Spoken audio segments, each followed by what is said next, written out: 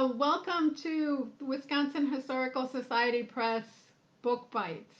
Um, my name is Dr. Carrie Meyer, and I'm going to be talking to you about my book, Letters from the Boys, Wisconsin World War I Soldiers Write Home.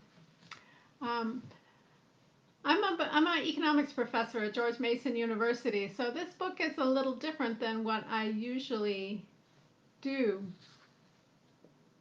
It's a book based on letters from World War I soldiers, boys of the 32nd Division. And these letters were published in newspapers. So the question is, if I'm an economist and I am an economics professor, how did I get interested in this topic? Well, I got interested in it through starting with another book that I wrote, which is this one, which is Days on the Family Farm. This book, the Days on the Farm book, was based on farm diaries, and farm diaries from a farm near Rockford, Illinois. And when I was writing that book actually got started about 20 years ago. And something I learned when I was writing that book is I learned about the gasoline engine. Okay. I realized that around 1905, between 1905 and 1907, that most farmers in the Midwest, in northern Illinois, southern Wisconsin, had gasoline engines.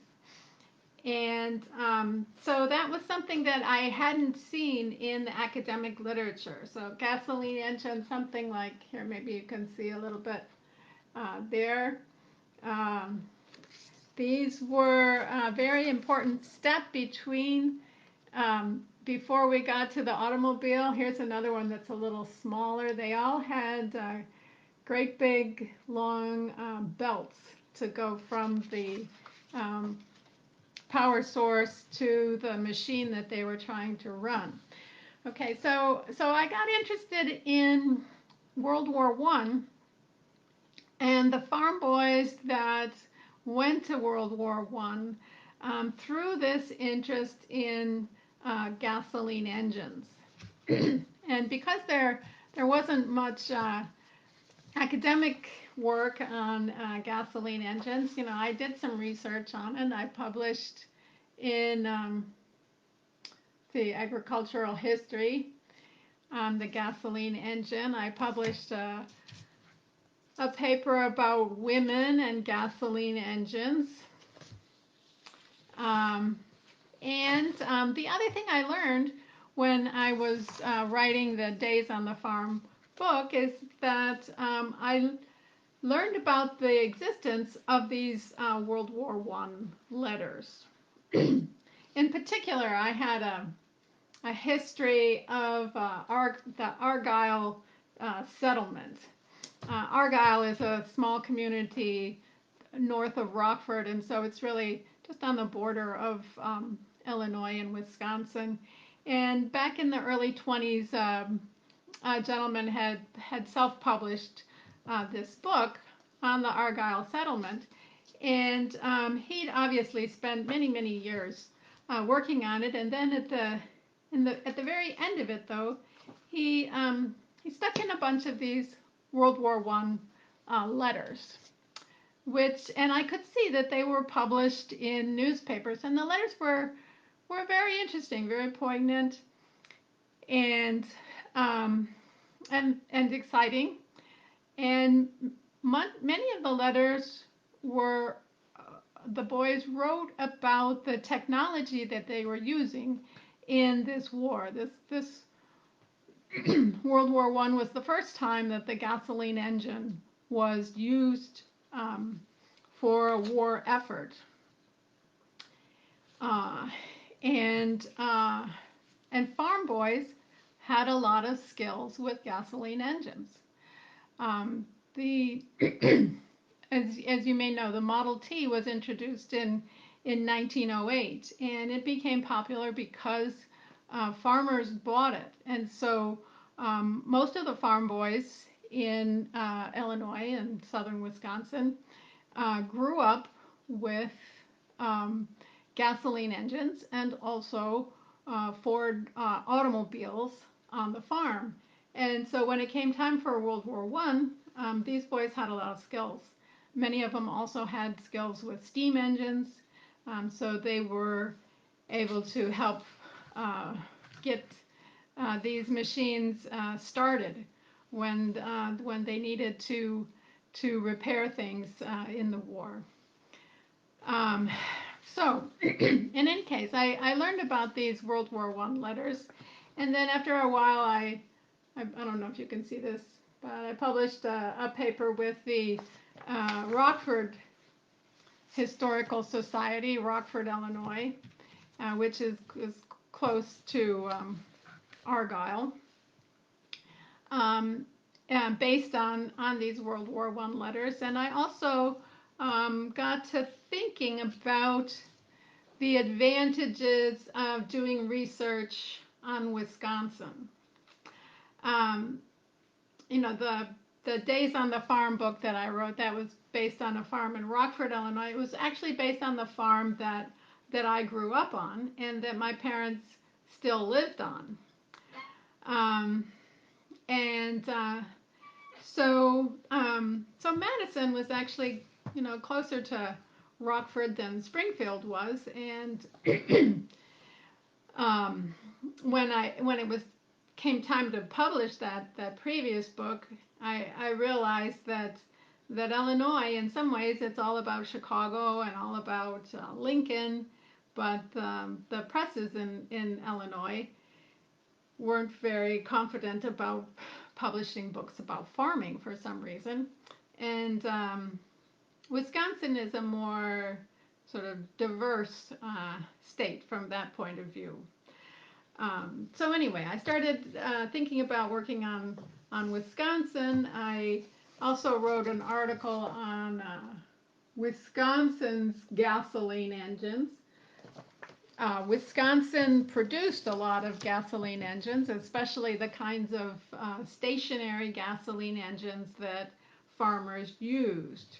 And so that was one of the things that I did. So anyway, as I said, I started sort of moving in this Wisconsin direction, had these letters back in my mind, and eventually I launched a research project that I thought was going to end up with a book that would be more focused on the skills that farm boys brought to the war effort, in an effort to sort of to tell this story about the gasoline engine and how important it was that these young men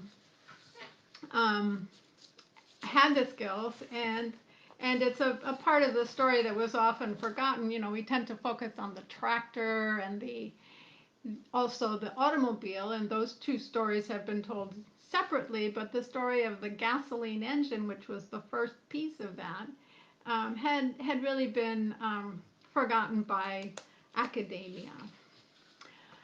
So that's what got me started. And that it linked to economics because it was all about technology. But in the end, I wrote a very different book. And the Letters from the Boys is really just the boys' letters. And I wrote that book in the end. In part, I was running out of time because I wanted to get it published, before the 100th anniversary. And so I wanted to make the letters accessible, and I wanted I had spent time reading the newspapers that the letters were in. I ended up focusing on Greene County, Wisconsin, and I wanted to convey how how it might have felt to be part of the town and read these letters from these boys in your own newspaper and get to know these boys maybe better through reading the letters. Okay, so this book is different from other books about World War I because it's, first of all, it's not about the generals and the war strategy or the politics and all of that. It's just about the boys that fought in their own words.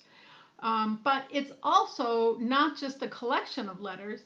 It is woven into a story because I provide the context, and so you don't you know something about the boys, and you keep reading letters from the same boys, and you know who their friends were and who they went to camp with, etc.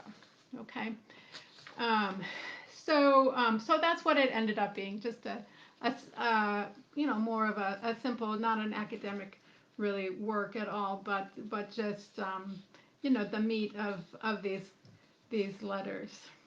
Okay, so the letters started to appear in the fall of 1917. The war had been declared in April of 1917. The boys went off to the camps to train. Okay, and so that's when the letters started to appear in the fall. When they left for the military camps, they started writing home, and the letters would be published in the newspapers. And the letters were published in newspapers all across America. I would say that really this was the most important literature of 1918, were the letters from the boys, because everyone read them. Okay, so I want to read to you some of the passages in the book, and I also have a chapter on casualties and illness. Mostly the book proceeds chronologically, but like I said, I have this chapter on casualties and illness, so we'll talk a little bit about the Spanish flu as well. Okay, so this the letters that I chose, these were boys that fought with the 32nd Division. They were the National Guard. The boys that signed up with the National Guard, so they were among the first to go, and they trained in Waco, Texas, at Camp MacArthur. And so one of the letters from Reuel Barlow, who turned out to be a journalist. Actually, he wrote for the Madison Democrat and became a journalism professor. But he wrote about Waco, for example. He said, the courthouse square is the oldest part of town. It reminds one of pictures of old Mexico. Negroes, hundreds of them.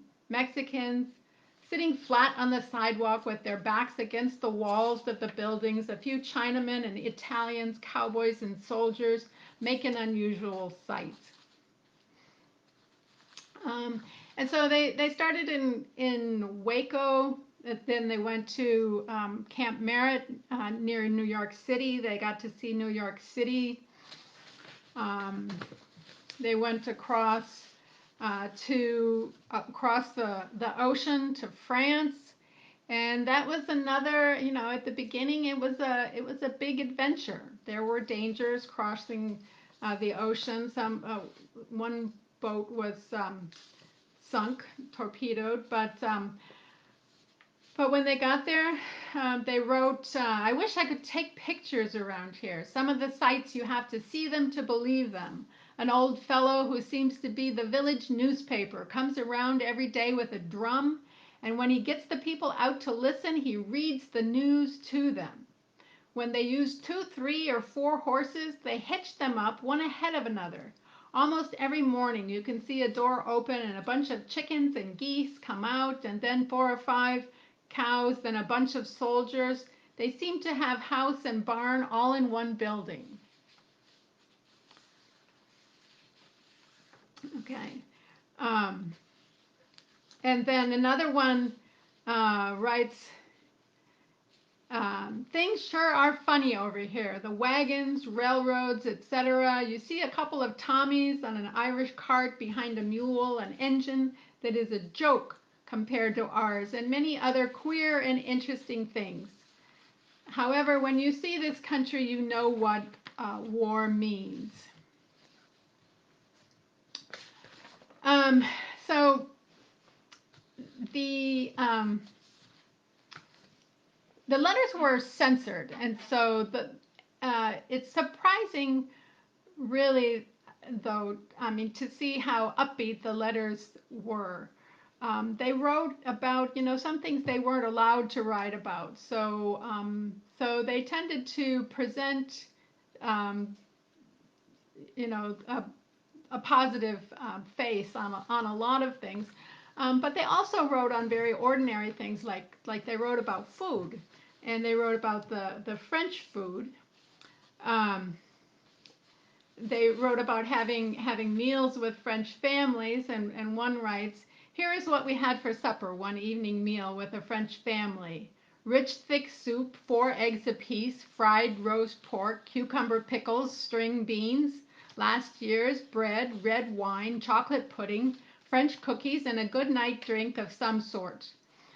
The red wine is diluted and drunk as we would tea or coffee." Okay, they wrote about the rats in the dugouts. They said, when you lie down in the dugout, the only way to do so is to commend yourself to the care of the rats and your imagination. In this way, you'll surely sleep very soundly. One night, while I was slumbering, a big rat jumped off a shelf above my bed, down onto my face, then down to the floor. Judging from the looks of my face, there are rats in every dugout. Um, Wait, I missed that. Mr. Rat must have been wearing hobnails, but you mustn't think that there are rats in every dugout, because there aren't. Now, if we go into a place minus rats, we should be happily disappointed.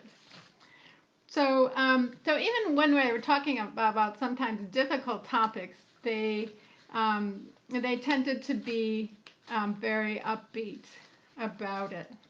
Okay, now I do want to talk a little bit about the Spanish flu. I have a letter here from a nurse who wrote to the mother of a young man who died of the flu. She said, "I'm on night duty at present, and during the last night he lived, I asked him if he'd like me to write to his mother, and he said, 'I wish you would. I'm afraid she'll worry. I always wrote twice a week. Tell her I'm feeling fine.' He was delirious, excepting when we spoke to him, and didn't seem to suffer at all. This form of pneumonia just seems to be all through their system, and the patients don't struggle for breath, but just run a high fever and are delirious until the heart gives out. It is really heartbreaking to us nurses to see such fine young men taken as your son was, and you and all the rest of the wonderful American mothers who have bravely given their sons to our country have all our sympathy." So as you may know, the Spanish flu killed maybe some 60 million people worldwide, and about 8,500 in Wisconsin. Okay, even Greene County lost 69 people. So the Spanish flu was something that raced around the world much faster than COVID, and it tended to kill young people rather than old people. Masks were also advised at the time. There were shutdowns. They shut down schools, churches, bars, theaters, and other public gatherings. Now, the 32nd Division was also in the Army of Occupation, so these young men stayed in Europe for another 8 months or so after the war ended. Most of them were home by Memorial Day of 1919. So they also wrote a lot of letters um, after the war ended.